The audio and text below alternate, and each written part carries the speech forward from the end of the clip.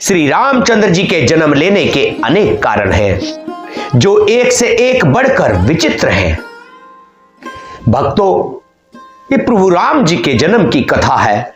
जो इसे प्रेम से सुनता है उसके जीवन में सारे दुख समाप्त हो जाते हैं, और जो ये सुनता है उसके घर में प्रभु श्री राम जी का आगमन जरूर होता है। जय श्री राम। जय श्री राम।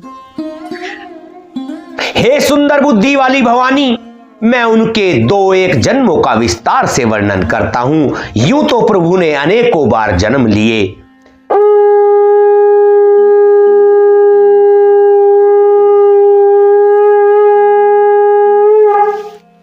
दिव्यवाणी के इस पावन मंच पर आप सभी भक्तों का हार्दिक स्वागत है।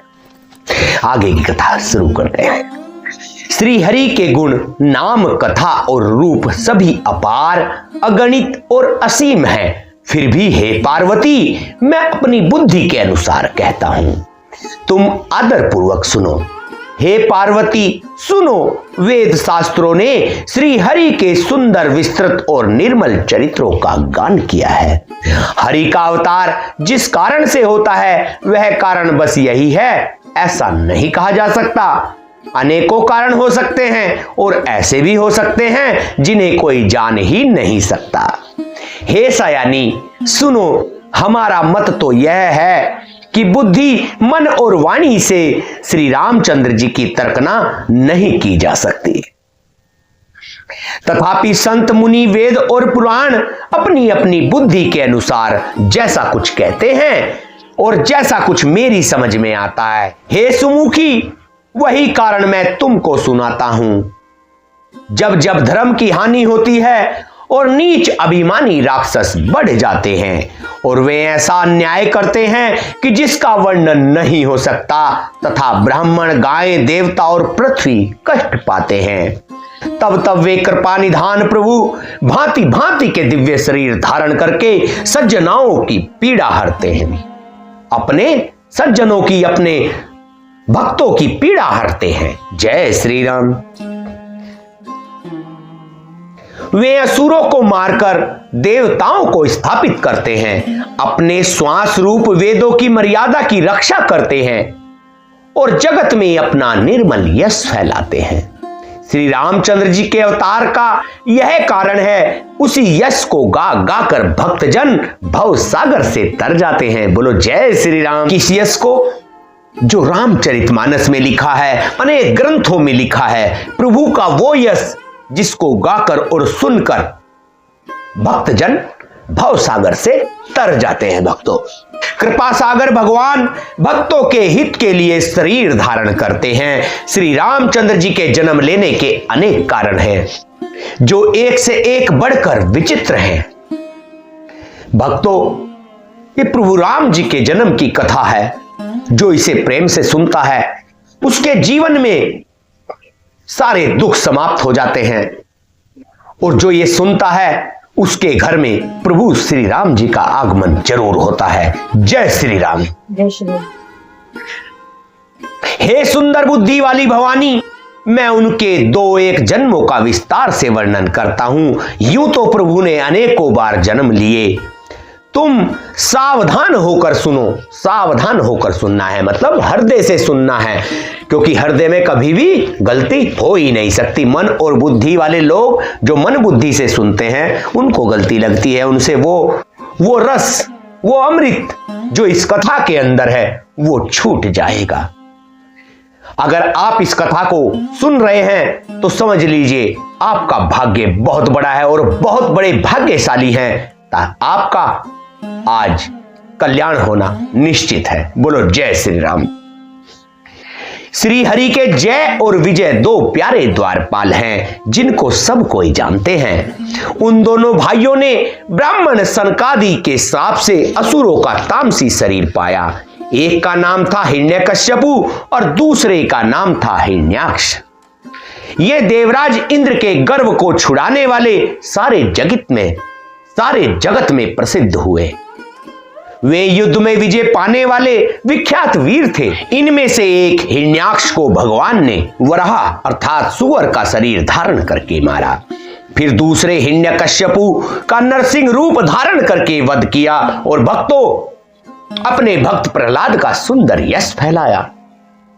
प्रभु अपने भक्त की बहुत चिंता करते हैं।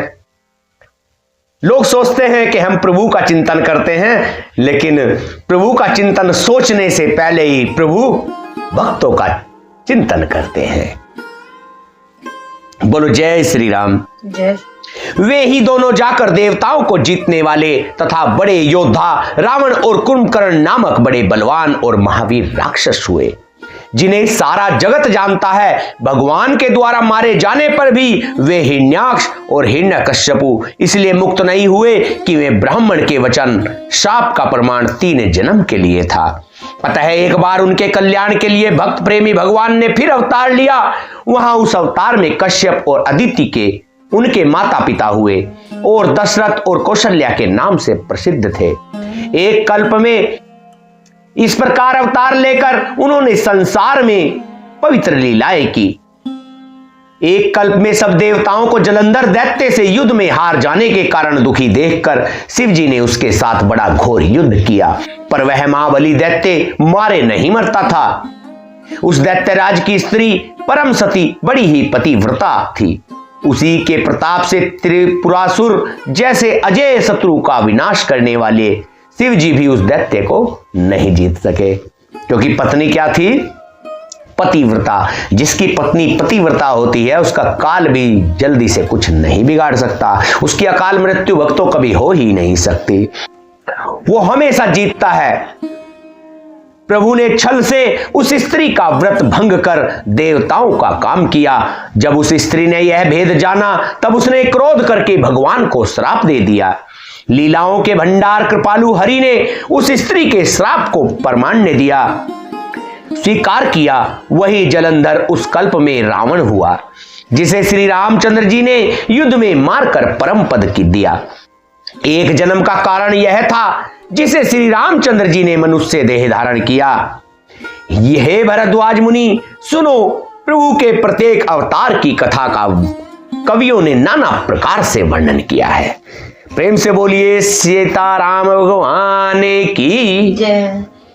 एक बार नारद जी ने श्राप दिया, अतः एक कल्प में उसके लिए अवतार हुआ। यह बात सुनकर पार्वती जी बड़ी चकित हुई और बोली कि नारद जी तो विष्णु भक्त और ज्ञानी हैं, मुनि ने भगवान को शाप किस कारण से दिया?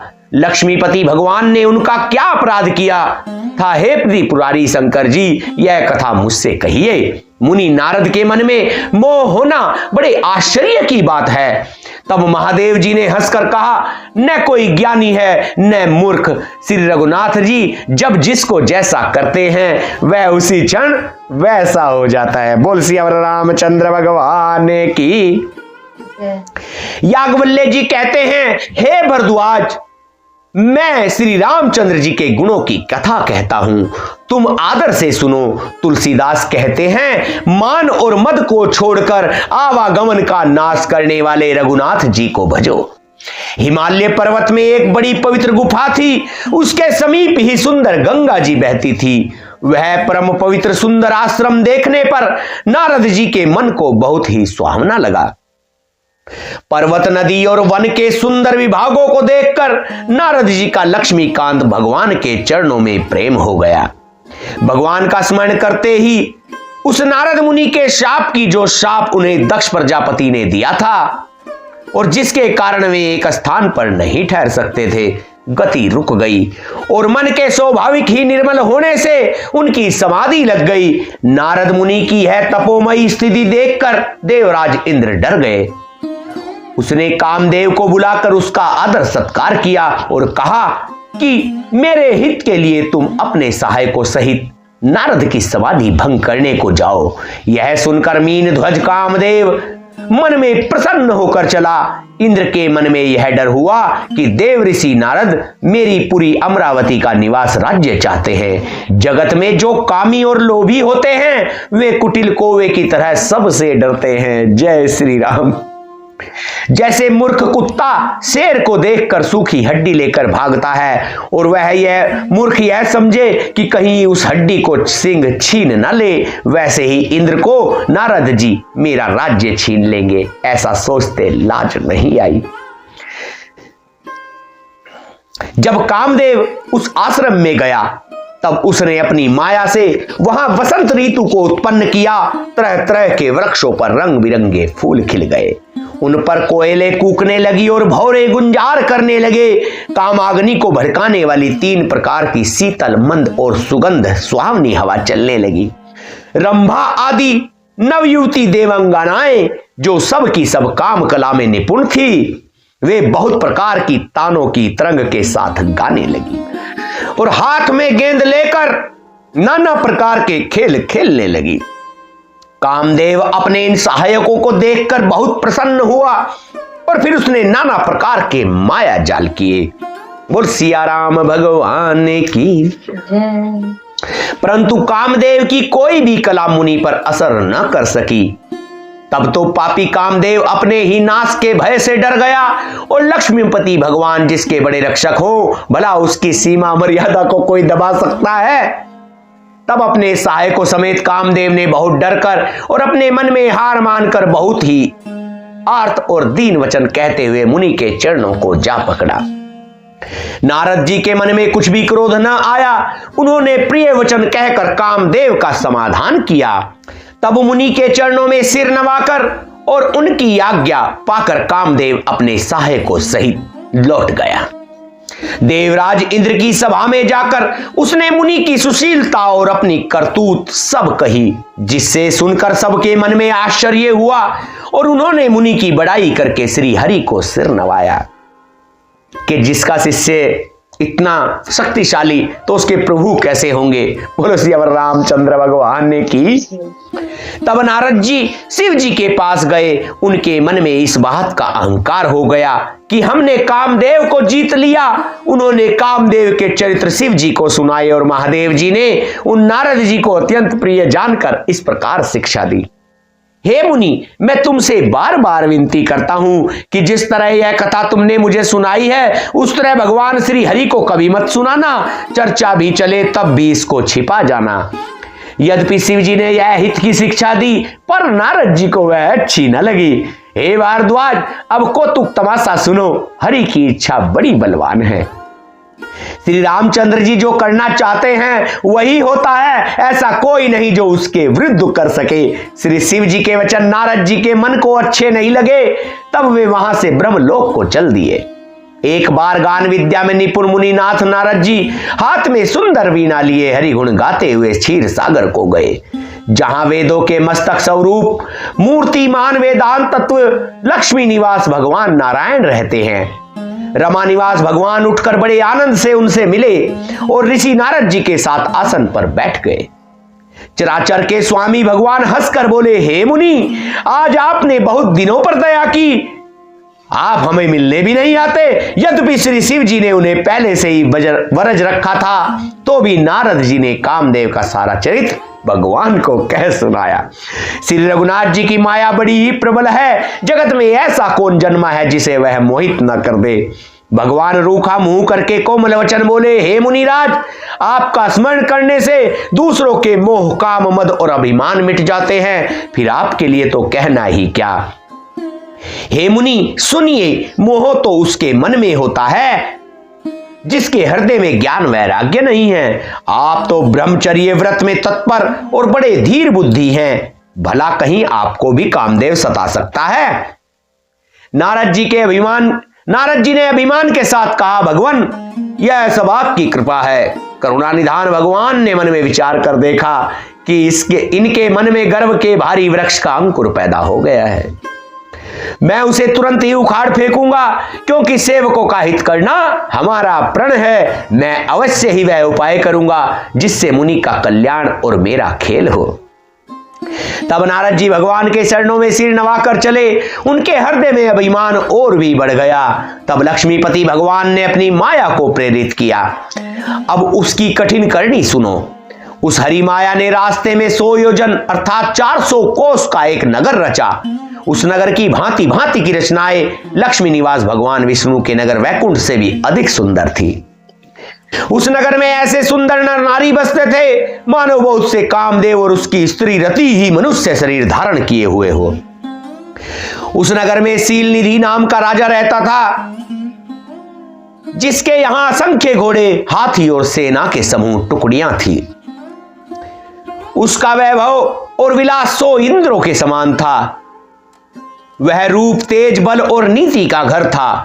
उसके विश्व मोहिनी नाम की एक ऐसी रूपवती कन्या थी जिसके रूप को देखकर लक्ष्मी जी भी मोहित हो जाए। वह सब गुणों की खान भगवान की माया ही थी। कथा को आगे सुनने के लिए कृपया दिव्यवाणी चैनल पर बने रहें। हर रोज कथा सुनने के लिए दिव्यवाणी चैनल को सब्सक्राइब जरूर करें। अगर आपको यह कथा अच्छी लगी है तो कमेंट में जय श्री राम जरूर लिखें। जय श्री राम।